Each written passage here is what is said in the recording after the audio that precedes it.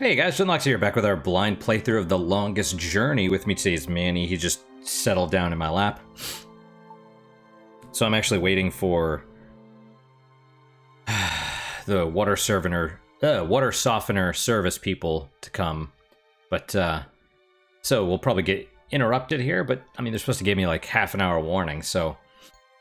And they're not even supposed to show up for another hour, so we'll see. We'll see. Last time we got to Arcadia. Yeah, okay.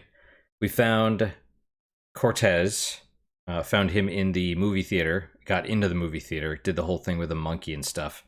And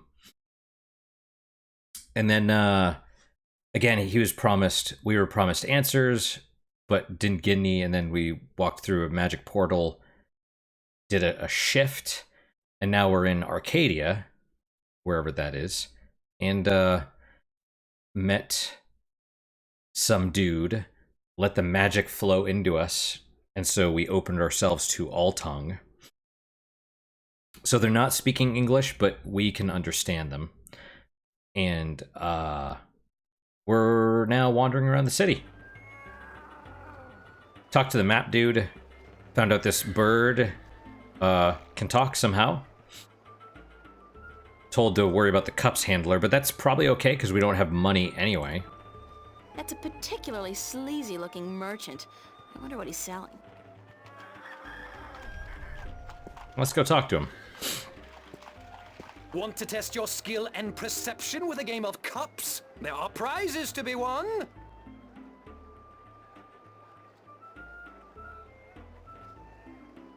Sorry, but I'm broke. Mind if I ask you a couple of questions? Mind if I ask you a couple of questions? Time is money, so make it quick. What do you know about Vestron Tobias? Vestron Tobias, eh? The High Priest of the Sentinel himself. Did you know they call themselves the Fathers? It's a joke. When was the last time they did anything for us, the people? No. They are only interested in sticking with their outdated customs and keeping their secrets under lock. I'm getting more and more inclined to listen to these new people, the Vanguard. Their ideas appeal to me. They may be radical, but we're past due for a change. Only thing I don't wholly approve of is their alliance with the Tyrant. Filthy, dangerous people. But the Vanguard seem to have them under control, so I'm not too worried. I wish they wouldn't allow them into the city, though. I guess I'm trying to understand all the different factions at play here. So is it just... I mean, I know this is balance and chaos, but... balance is not the opposite of chaos. So is there order somewhere as well? How do you get along with your neighbor? The maps merchant? We've faced each other for 6 years now, every single day, and he never speaks a word to me except to insult me. Nose high in the sky, calls me a charlatan, as if he's the guardian himself. You know, good oversized bag of wind? Great voice acting, though. Do you know anything about Stark? Not much. I'm not too sure if I even believe in the place. I mean, you hear the stories and you read the books. Well, I don't, but some do. A place where there's no magic, only science? Sounds like a bloody paradise, doesn't it? I mean, with my, skills, I could make a killing in a place like that. Reminds me one of these days I have to play Arcanum. Someone mentioned it. I mean, a few people have commented, be like, you should play this. What's Arcadia like? What a queer question that is. What's the world like? It's big, for one, and too expensive. And they should ban Dalmari women from gambling because I swear, they have a second sight. Thanks. Now, how about a game of cups? What can I win? Well, there's coin, of course. Double your bet or choose from a wide variety of exotic prizes. Like this antique Domari canter from Gien. a superb replica of Mount Tyranny cast in pure solid iron, a magic walnut from the once glorious island kingdom of Ansiel, and this, unique bird. Get me out of here! Keep your beak shut, you scraggly piece of... And he talks! Great for feasts and for the amusement of infants. He's our top prize, a real keeper. So we're gonna have to do something to free the bird, I assume. How do I play? How do I play? Put your coin down on the table. I put a cup on top of it and shuffled it around with the other 2 cups. And all you have to do is guess which one hides your coin. And remember, no magic used and none allowed. This amulet right here will light up if you use magic. Then you'll be banned. For life! Was it this one that was lighting up? Should I say, okay, let's go? Sorry, but I'm broke. Sorry, but I'm broke. May the balance bring coin to your pocket, young lady, so that you may return to me and invest it in a game of cups. Works for me. Am I free to walk around again, I guess? Okay, cool. How do I,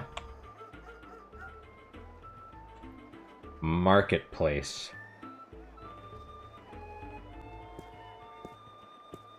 These aren't the only stalls, are they? Oh. Oh, really? You only get those 2, do you? Okay, well, it's smaller than I thought. I was like, oh man, we're gonna explain or explore this whole thing. That's gonna take a while, but apparently not. The whole city might take a while too. It's weird because I'm like, oh, go over here, and she's going, well, here, I guess. That's okay. See here, I thought I'd be able to talk to those dudes. Oh, man, I am warm. I just had some eggs with ghost pepper sauce on it, so maybe there's something to that. That's a big-ass statue. And it appears maybe there's some kind of fence. Oh yeah, there's a wall. Yep. Let's try the gates. Okay, so I am here.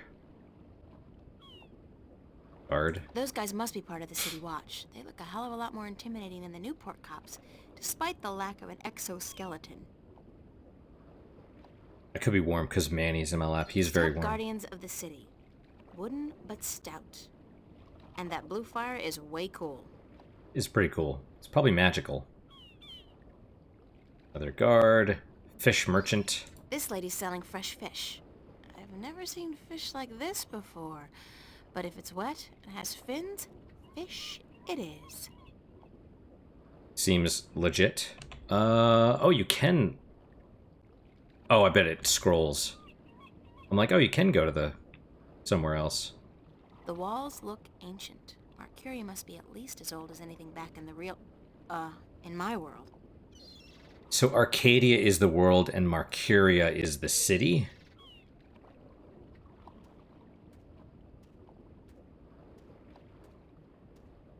Okay. So we're actually going to go look at the stall closer. Excuse me. This guy's selling musical instruments. Most of these I don't even recognize. But he's got a drum in there and what looks like half a guitar and a couple of dried rabbit carcasses. Ugh. What did he use the dried rabbit carcasses for? Oh, but you could do something. He's selling musical instruments. I'm not in the market for an instrument at this particular moment. Still, good to know where to get one in case of a musical emergency. We're probably gonna need one. What is the... Oh, I'd never looked at the eye. Monkey see, monkey do. Well, not without this he won't. And I do appreciate the fact that some of these things are gone. We still have the candy for whatever reason. Do we have any new updates in the diary? No. Okay. Okay, so let's go this way. We'll run, because maybe there's other things we could do. Another merchant. More walls. This is very beautiful. Go to the docks. This guy's selling lobsters, crabs, eels, and... what the hell is that purple thing? That is so not appetizing. Sea cucumber? Lobster merchant. Let's go to the docks.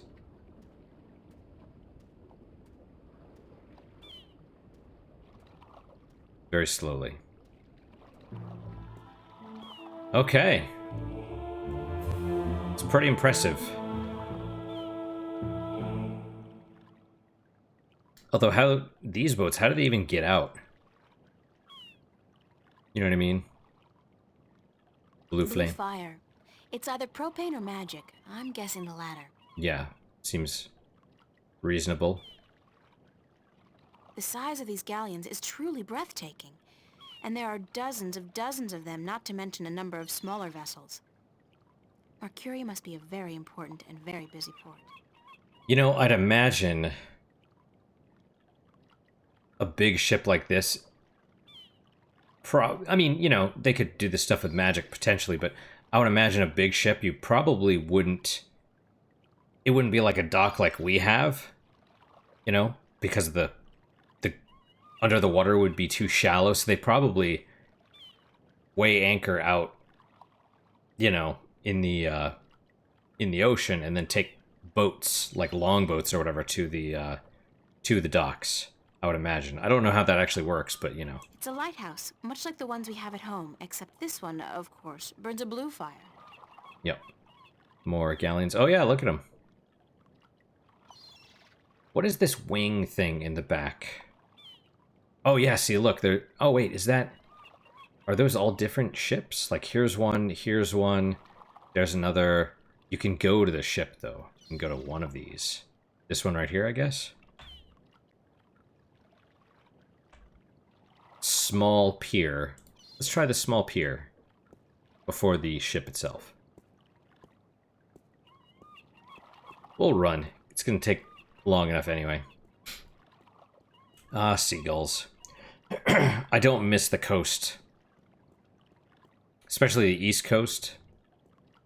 It smells like rotten fish. A lot of the time, barge. I wouldn't feel too comfortable about sailing anywhere in that. It's like a toy boat for children. I wonder how much magic is involved, though. You know? Big boat. Old sailor. So big boat or pier? Oh, so you could just go straight to the big boat from here? The old man and the, ocean? Looks like a lifetime at sea has left its tracks on him. Is this Better a lifetime at sea than a day in a dress and a brassiere. Funny. Funny. Is this a real leg? Looks different than that one.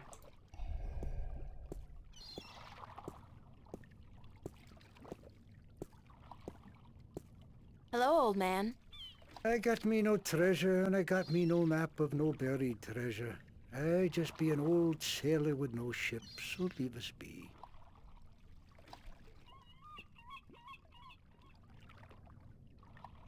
Okay. But he's got a pipe. Oh yeah, and he's sitting on a chest. What are you doing? Mending nets, of course. What'd it look like I be doing? I'm not well versed in maritime customs. Mar what? Ah, yous mean sea life, do you not? Ah, the smell of the salty sea, the lapping of waves on your ship, the spray of cold water on your face, plump maidens in every part. Aye, I tell yous, I be having stories about the sea.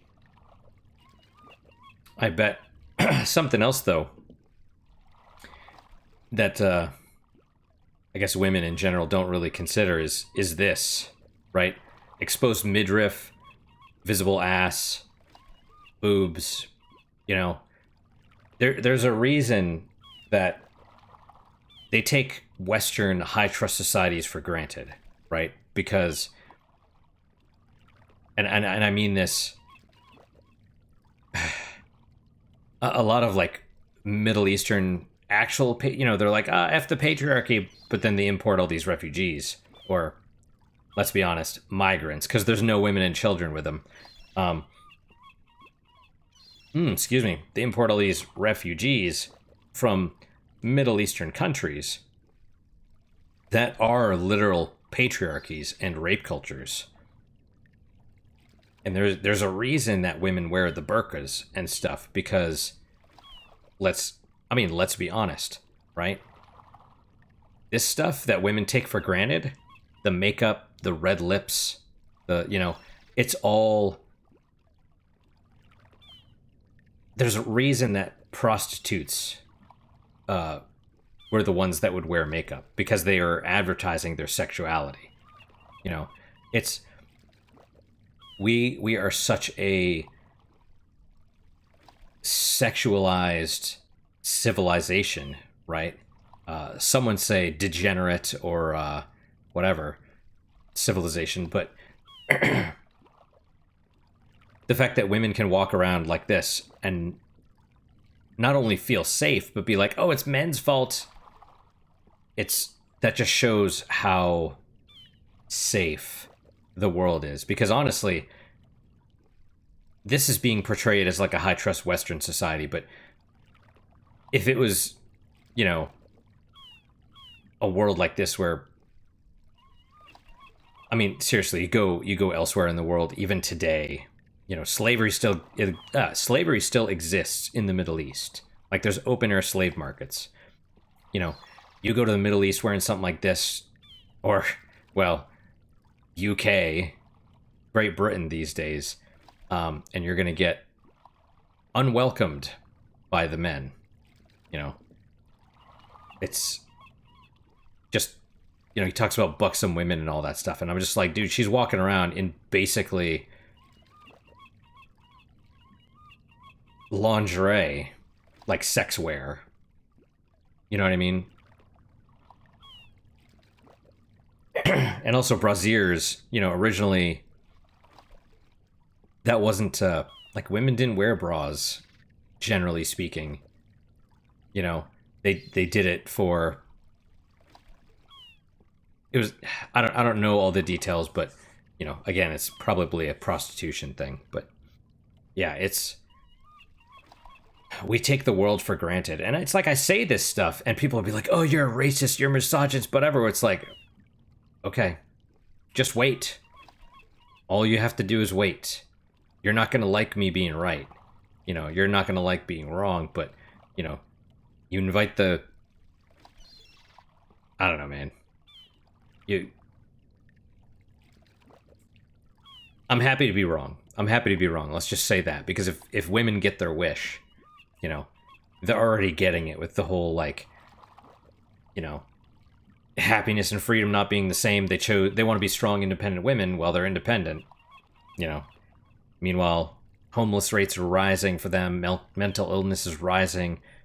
All that stuff. It's like, you're getting what you asked for. Careful what you wish for thing. Like, that's kind of how I feel. I don't know. This is also a more innocent time. Although, again, they're, still pushing the agenda a little bit. We'll see. I don't know. Care to share some of your maritime stories with me? Matter what? Tales of the sea, right? Sure, sweetie, I'd be happy to. Now, what stories be I wanted to hear, then? Any tale of your exciting adventure, or I'm all storied out, so I think just one for now. Any tale of your exciting adventures will do. I be having plenty of tales to tell. There be the tale of me adventures in the Baksheevan Empire, if you'd be interested. It'd be a tale of grand romance, just up your alley, be sure of it. Yeah. Sure, that sounds like a fine story. Aye. It be near on 50 years ago that I was a mate on a sturdy old lady called the Three-Legged Whore. The what? What do I be saying? She was called the Thrifty Horse, she was. Aye, that be her name. The Whistle What's-It. You don't remember the ship's name, do you? Anyways, I be a young mate then, and we be anchored in Monterba, the grand western port of the once glorious Baksheevan Empire. I be having ship leave until the following evening, and it be me first visit to that exotic and dangerous port. So I sets out to have a look around. Now, bear in mind that Monterba be ruled by a mock, like all large Baksheevan cities. In principle, the mock be having to report to and pay half of all taxes to the Emperor in Port Altaban. But with the Baksheevan Empire having all but crumbled into pieces, the provinces do be having the power to do pretty much as they be wanting. And so I sets out on me own that day to explore the city. Now, bear in mind that all the cities of the Southlands, and that be me adventure. Oh yeah, she's to the asleep. once glorious empire of Bakshiva. And that be how I meet me bird. How I seduce and romance the Mock's daughter. How I be chased from Monterba by the Mock's soldiers. And how I be the first man to walk across the desert of Shangagriel, the wastelands. And how I be getting this awful rash on. Girl, you do not be sleeping, do you?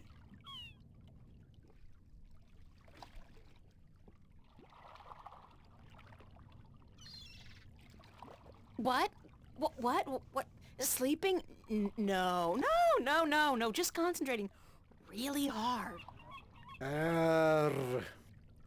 Good story, though. Solid material. Ever considered doing a book? Aye, but the agents in Marcuria be bloodthirsty vampires with no thought but to milk your life's blood. Oh, so they take an outrageous commission then? No. They actually be bloodthirsty vampires with a penchant for biting your neck when you ain't be looking. Huh. I'm not sure if that's true or not. I mean, also he mentioned that's where I found my bird. I wonder if his bird is the one in the cage. Ah, yes. Yes, indeed. Now is the time. I mean, they're like, oh, from noon to 4, they'll come by and fix your water softener. I'm like, okay. I'm here. What have you got in that chest? What chest? The one you're sitting on. Oh, that be no chest, girl. That be me stool. Aye, me stool, carved into the uncanny likeness of a chest. But what's in it? No priceless treasure, that be for sure. Nothing at all. It be empty. No, really, what's in the chest? No, really. What's in the chest? Oh, live snakes. Aye, snakes that'll bite your face off before you have time to jump. Better leave them be, then. Okay, so... yeah, who knows? He's full of shit, but you... yeah, you probably bring him the bird, and then he's like, alright, here, take whatever's in this I chest. better get going. Yous young'uns all be always running round. Everything be so important. He's be having no time to sit down and take a breath. So go. Be not wasting your time here with me. That's the thing about getting older is, I get why old people take their time with stuff, because I'm starting to fall apart, and I'm like, fuck, I take a wrong step, twist my ankle the wrong way, and boom, it's like, I think I pulled my back a few weeks ago just getting out of bed. I'm like, what the actual hell? Let's go to the big boat. But yeah, I hope I live long enough to be some crusty old dude just sitting there watching the sunrise or whatever. Assorted cargo. Cool. It's a small ship or boat. I don't know the difference. Is there a difference? Who knows? I mean, the thing says boat, but, yeah. Let's talk to the sailor. Judging by his ungainly stance, I'd say he's a mariner pining for the sea. Mm-hmm.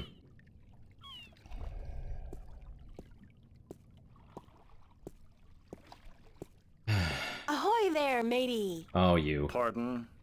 Isn't that how you sailors greet each other? No. What do you say then? Usually, hello. And if it's sunny, nice day for it.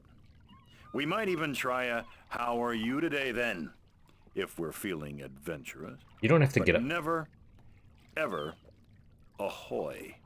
This is valuable information. Aye, matey, that it be. Are you just making fun of me? Are you sniffing my, What are you sniffing there, mister? Where do you want to go? Aside from here into my arms. You don't have to go anywhere, Mr. Butt. But if you wish, there you go. Good job. That was a good little jump. I have to praise him. Why aren't you out at sea? Do you see the sail on that barge over there? Yes? Is it flapping? What? Is it flapping? Is the sail flapping in the wind? No. And why is that then? Because it's not windy? Exactly. Well, can't you just use oars or something? Oh, what an excellent idea. Now, why didn't we think of that? Of course. Oars! By Jaw's stunted left arm, that's it. Why have we been moored to the dock for a month with our merchandise dropping in value when we could have just rowed our way to Guienne? Are you being sarcastic? Sarcastic? Me? What in Jaw's name makes you think that?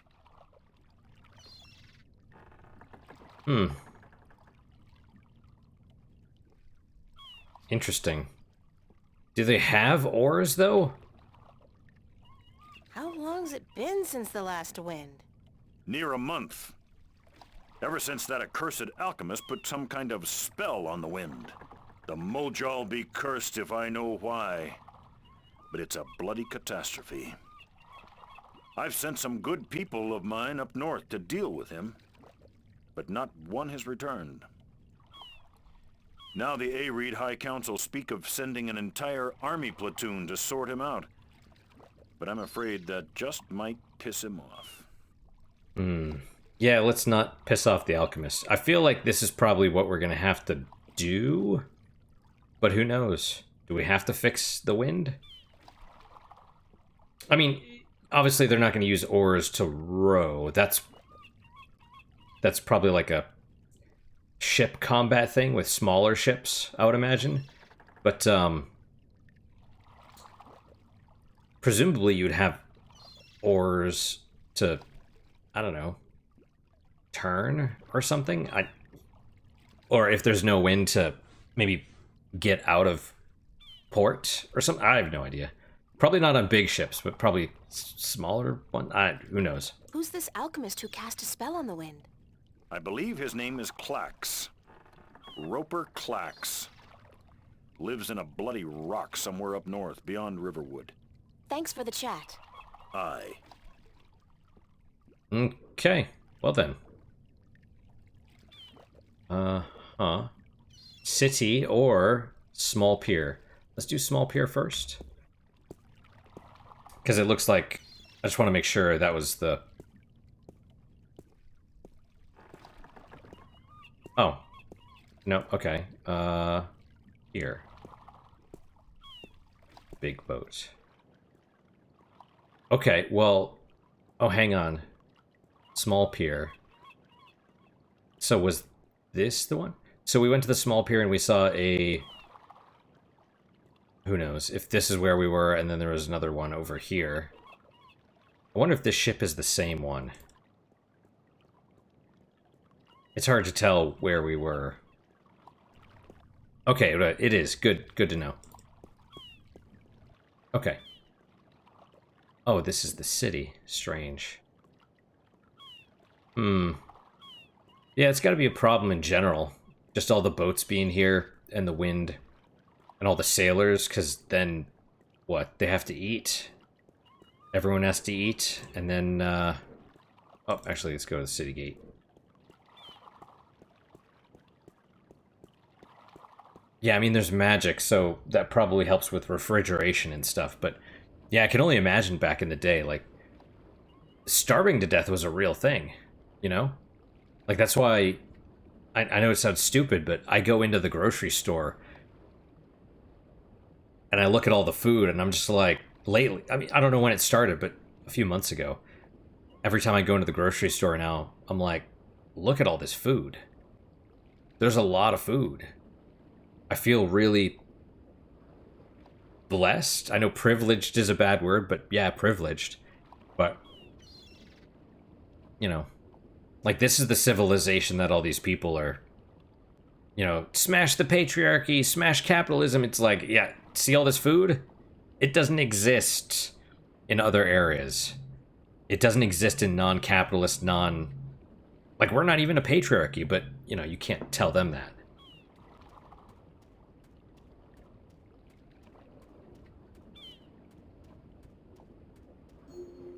Oh. Pier, city gates. Oh, okay, that's cool. Marketplace. Alright, so we'll talk to this guy, and then we'll, Tobias, and then we'll probably stop. It's interesting. It is, like, it seems like there's so much, but there's only a few select things that we can do.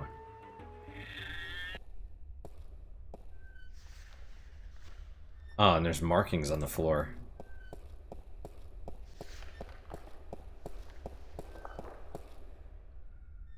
Vestrum Tobias. It's Vestrum Tobias Grensret. Good to know. Excuse me, Vestrum Tobias? Tobias. Just call me Tobias, please. I require no ceremony from a distinguished guest such as yourself. Did you enjoy the sights? I don't know. I'm overwhelmed. Walking around out there, seeing with my own two eyes things that can't possibly exist. I kept thinking, it's all a dream. I'll wake up at any moment now and everything will return to normal. But then I realized, I'm still here. It's real. I can touch it. I can smell it. And you know what? It doesn't make sense. Nothing makes sense here. Magic, alien creatures, parallel worlds. I don't believe in those things. I don't believe in fairy tales. In your world, in Stark, there is no room for magic. That is, and always has been, the curse of science, the fallibility of logic and order. They leave no room for the imagination. If it does not fit into the narrow perception of the laws of nature that your world adheres to, it's a fairy tale. But then, magic has its downsides too. It's unpredictable. It invites chaos. It puts the balance in peril in a way that science alone never could. Interesting. I keep hearing about the balance, and about Stark, and Arcadia, and... This is probably going to sound strange to you, but I'm clueless. I have no idea what this place is, or what I'm doing here, or... All I know is that something strange is happening in my world, I guess. I had dreams, and the dreams felt so real, and then things started happening in real life too. Things that couldn't happen, and I think I will begin at the very beginning. I believe that is why you were sent here, to learn, to understand, to see for yourself. Like you said, you cannot believe in this place. Well, you will. After you have learned the truth, you will. Come with me, and I will tell you the story of Earth as your books never have. And when your eyes and ears are open to the truth, perhaps your mind will follow. We can only hope. Come. I appreciate it. So Stark is our world. This is the true story of the balance, as observed by the Sentinel, the Order of the Balance, the Fathers.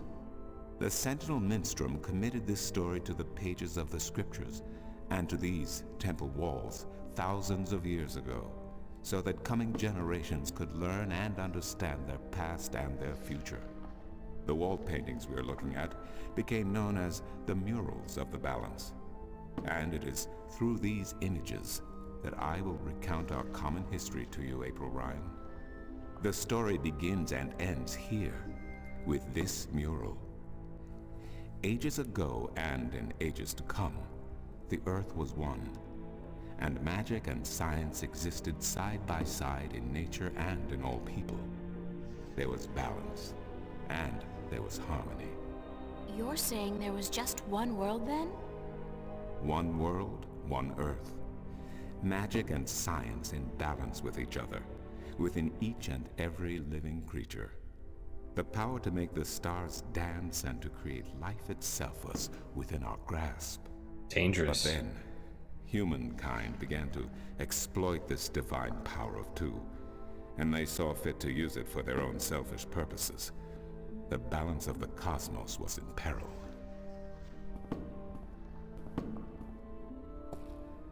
Unless something was done, unless man was humbled and learned to fear the power he wrought over cosmos, the twilight of chaos would fall upon Earth.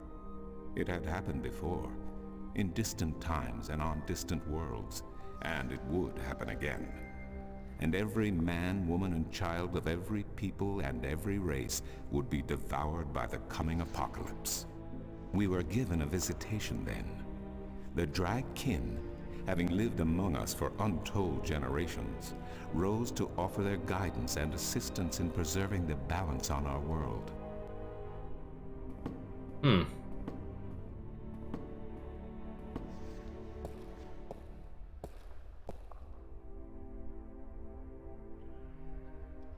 The Drag? I think I've heard that name before. Drag-kin, Draken, dragons, whichever name they go by, they remain the eternal servants and custodians of the balance. There were 4 of them here on Earth, and of the 4, one who would found the order of the balance, the Sentinel. The first Minstrom were instructed that magic and science would have to be separated before the balance collapsed and brought untold disaster. Earth would have to be split in 2 equal parts. Arcadia and Stark. Magic and science. Chaos and order. Interesting. The first Sentinel were counted 13. 6 scientists, 6 magicians, and 1 who was between. The Drag Kin, our mentor, our custodian, our learned guide. Both magic and science were needed to perform this most difficult of tasks. To split a world in 2, to create 2 worlds from one.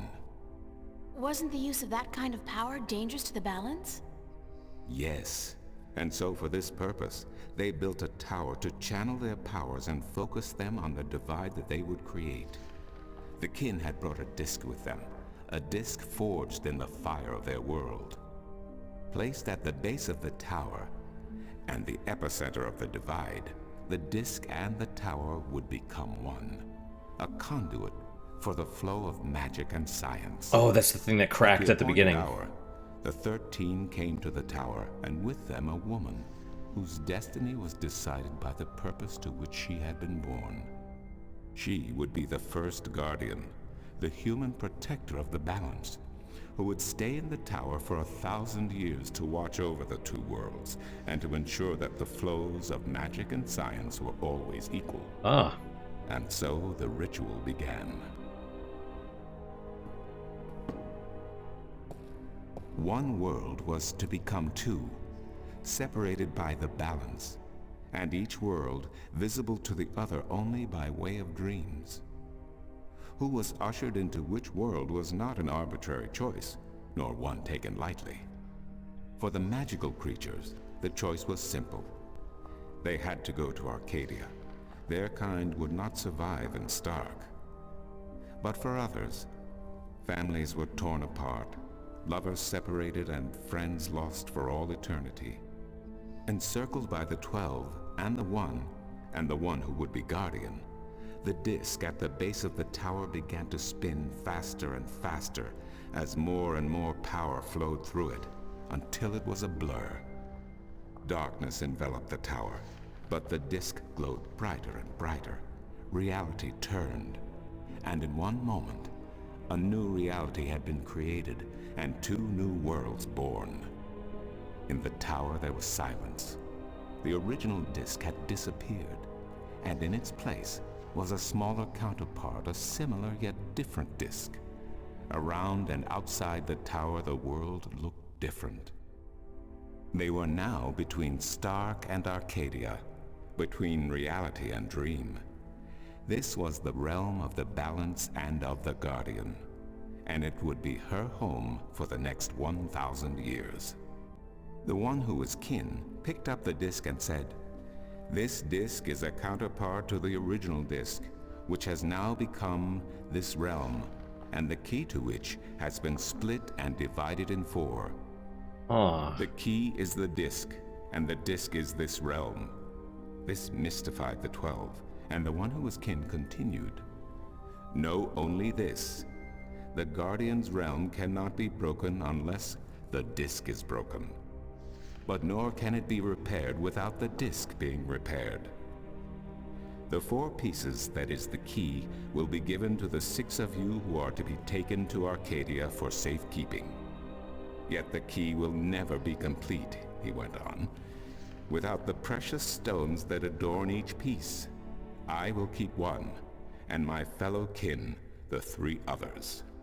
Should the day come when this realm must be repaired, or the worlds reunited, and that day will come, you will assemble the disk, and the kin will come together one last time." With that, 6 of the 13 went to Arcadia, and 6 to Stark, and the one who would be Guardian ascended to the throne.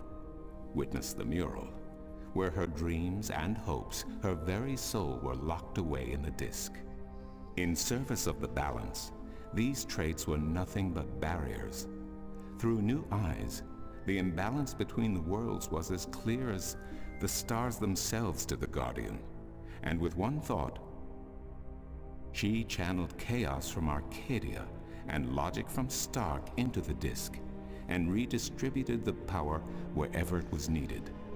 A new era had begun, the era of the Guardian. After they left the tower, 2 of the Drakkin went to Stark, the other 2 to Arcadia. The 6 who came to each world started what is now known as the Sentinel, the Order of the Balance. But while in Arcadia the Sentinel thrived, in Stark they did not. In Stark, the memories of magic and the balance could not survive in the face of the new reality of natural laws, of logic, and of science. And soon, very soon, Arcadia became nothing more than legend, a myth, tales of fairies to recount to impressionable children, and stories to frighten and entertain around a fire. And while dreams still brought sights and sounds of Arcadia to those asleep in Stark, they were discounted as mere dreams and nothing more. So that's it? We forgot about our past and about Arcadia? And that's the way things are?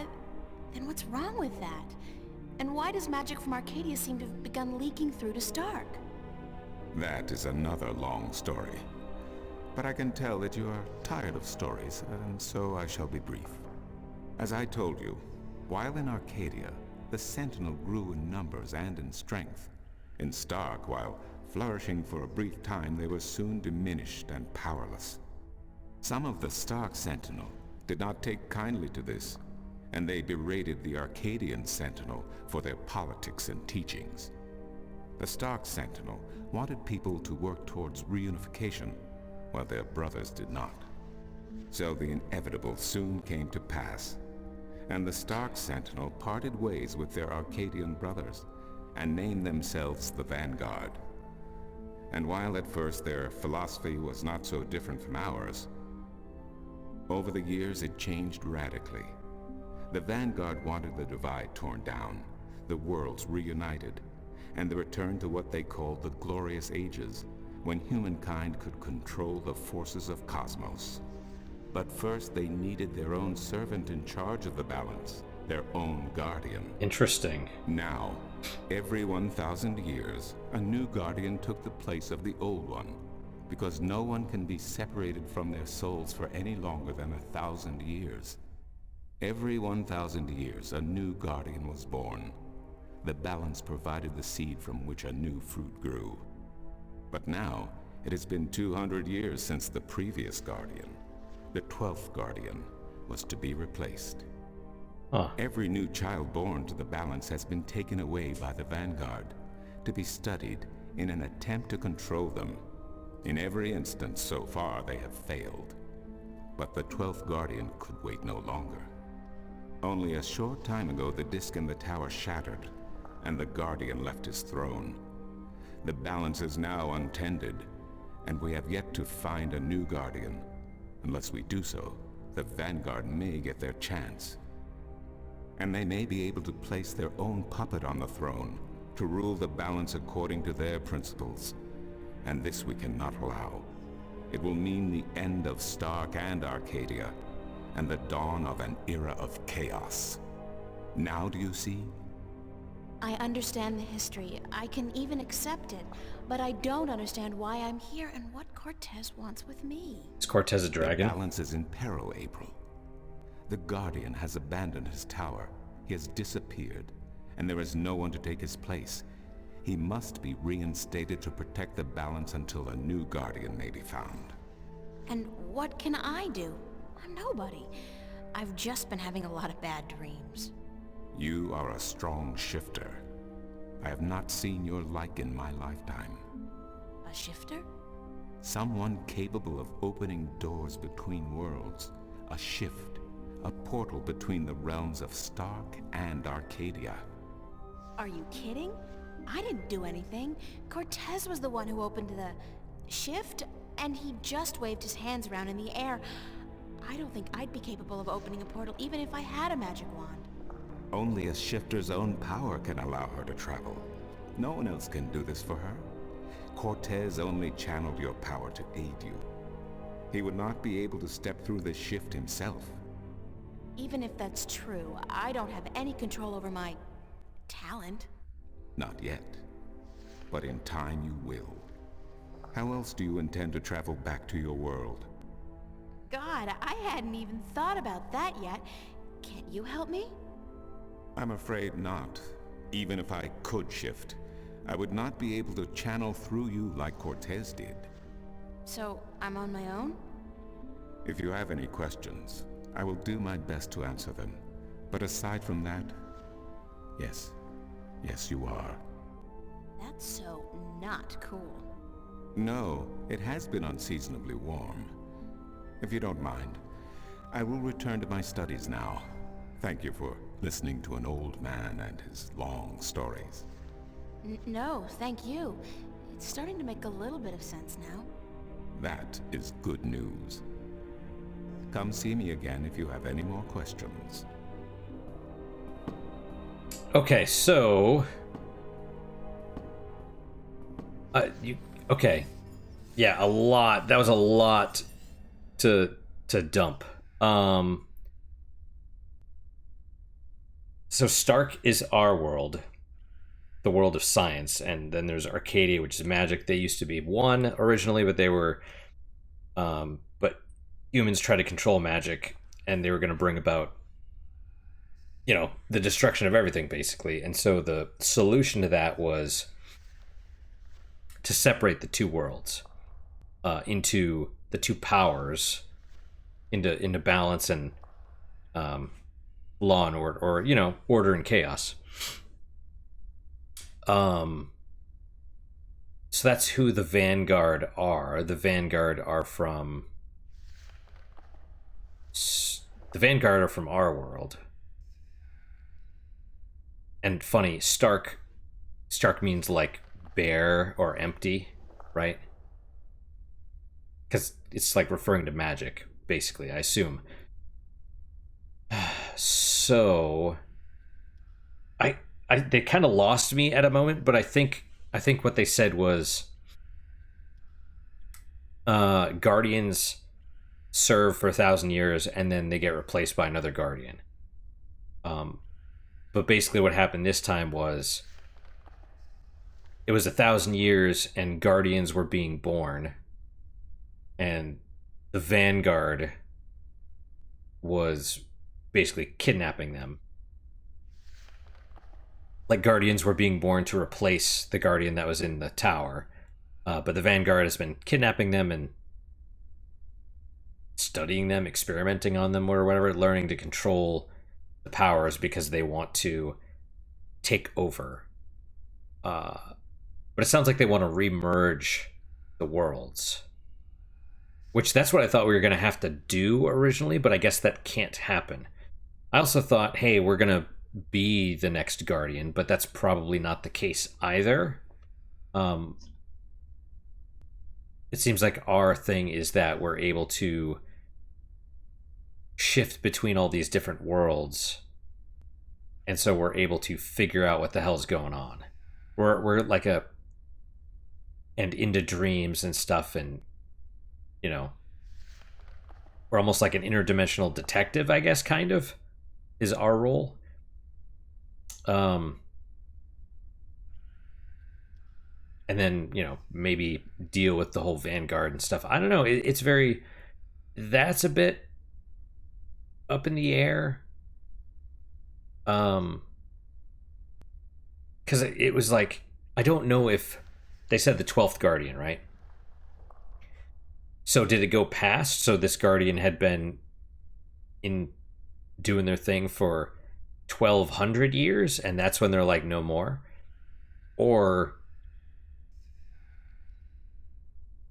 after 200 years, did they leave?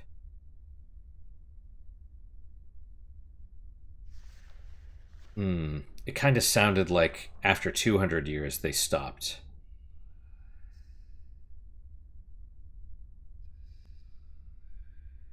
I don't know. We might. We go more. We can't go more this way? No? Okay. A lot of exposition. The tower. That's an interesting thing. Yeah. Oh, exit. Yeah, is Cortez the dragon? Or is Cortez one of the dragon? Because there's 4 dragons, I think they said, right? Alright, let's read this diary entry. Okay. I've just been told the story of the balance by Vestrum Tobias, and I figured I should try to write this down while I still remember bits and pieces of it. Talk about cryptic history. Tobias lost me somewhere around the 12 and the 1. Like, excuse me, what? But I think I got the gist of it. There are 2 worlds. One is Stark, the world of science, what I call Earth. And then there's Arcadia, the world of magic, what people here call Earth. 2 Earths then, which gets a little confusing, but not half as confusing as what came after. A long, long time ago, there was just one Earth, and this Earth had both magic and science.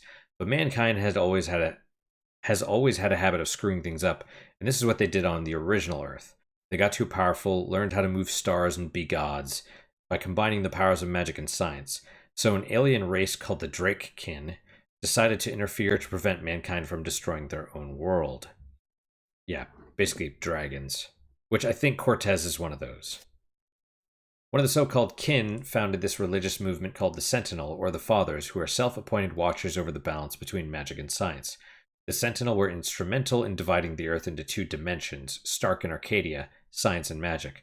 They also put a woman in charge of controlling and channeling the balance between the 2 worlds, a guardian of the balance who lives in a tower in a sort of in-between realm, and who's replaced every 1,000 years by a new guardian. So then life goes on for like thousands of years until the Sentinel starts squabbling internally, and the Sentinel priest and Stark decide to break with their Arcadian friends and found this new cult or whatever called the Vanguard. The Vanguard want the worlds reunited, and they plan to do this by controlling the Guardian himself or herself. This is what they've been doing for a few hundred years now, destroying potential Guardians by performing experiments on them or something. See, this is actually pretty good. It's a little bit of exposition. My hand is starting to cramp up. I'm amazed I even remember half of this. Anyways, the current Guardian couldn't stay any longer, and he left this tower in the middle of nowhere. Now the balance is in danger. Apparently, Chaos can really do some serious damage to both Stark and Arcadia, which does remind me of my dream. I'm not sure that's the right word anymore, with the black chaos thingy, the vortex that attacked me. That's probably a sign of what's going to happen if somebody doesn't do something to save the balance. And I'm sensing this coming on because that's how it always goes in these things. That somebody is me. That somebody is me. Oh, if somebody doesn't do something to save the balance, yeah. That somebody is me, because apparently I'm a strong shifter. Somebody has to find the Guardian, get him back in the tower to save the balance, and then do something about the Vanguard. Get them to see they're screwing with things they shouldn't be screwing with. Hey, easy. I do that kind of stuff before breakfast. Okay. So that's a good rundown of what's going on, because it's interesting.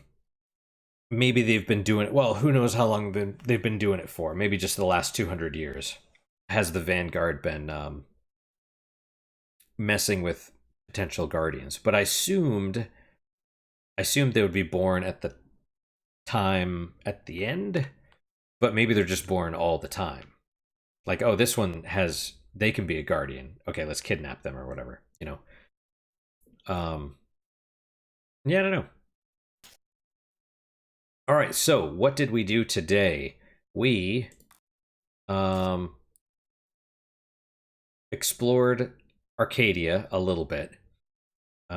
Previously, we had talked to the maps guy. This time, we talked to the gambler guy. We saw the bird, which probably belongs to that one sailor. We talked to some of the people on the docks. And then we came back and talked to Tobias, who basically finally gave us the exposition about all the things. And it's a lot. It's a lot to take in, but it's not unwelcomed. I've wanted answers, and so this'll do it, right? Presumably we're about to go to chapter 3. But I think we will end here. Thankfully, we didn't talk too much about political stuff, although, I don't know, man. I think, again, it's just one of those things that I think we have to discuss. We have to be able to discuss, you know. In one of the previous episodes, I mentioned that it's, you know, it's like couples are going to fight, and it's all about in how they fight, and I really think that's something that we need to address. But then again, I don't know. Like I said, I think, you know, if indeed it is the responsible people versus the irresponsible people, you know, I mean, I think one of the ways to fix that is you have to solve this failure to launch crisis. You know, you have to, instead of people having kids in their early 20s, they're now having kids in their late 30s. That's a whole almost 20 years that they're missing out on development. Because I think you don't learn about things as an adult unless you go through them yourself. Like learning about all this house stuff has been not unwelcome. It's like, yeah, I'd prefer for things not to break down, but it's like I'm learning a lot, and I'm not against that. It's even though, yeah, I'd rather not have issues with the water softener, for example. It's like I think about it and I'm learning, and I'm like, okay, well, if this happens, what do I do? If, you know, they want to replace this piece, or if I need a whole new system, what do I do? And so, you know, even though it kind of sucks, at the same time, I'm like, well, you know, I'm learning how to deal with these things. And so I'll be better equipped to deal with it in the future. And I feel like a lot of these people freaking out about stuff or whatever, it's like, you know, it maybe we just need to fix society so that we can fix the people, kind of, but you can't fix society while the people are all screwed up. So I don't know. Anyway, that's it for today, guys. Thank you guys so much for your time and attention. Really do appreciate it. Really hope you guys are enjoying these episodes. As always, guys, questions, comments, concerns, good, bad, or indifferent, let me hear them. Anything you want to say, please do leave a comment. I'm curious about whatever. Anything you have to say, let me hear it about anything I've said. Oh, excuse me. What is your guys' unique positive moment for today? For me, I guess I'll go with the eggs with the ghost pepper on them. That was pretty good. A little spicy. It's the mild ghost pepper stuff, though. It's not like the... It's spicy, but it's not...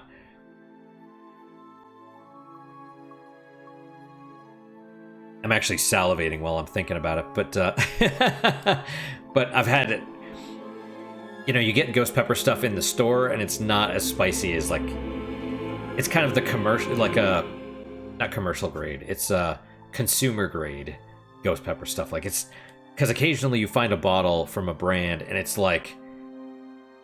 You know, you put the two ghost pepper stuff side by side, and the spiciness is magnitudes different. Like, orders of magnitude different. And so this is like the milder ghost pepper. Still good, though. Still good. Good and spicy enough, I would say. It's not pure pain, but so that's my unique positive moment. Hopefully your guys just as good, if not better. Hopefully better, of course. And I hope to see you guys next time. So then, guys, take care.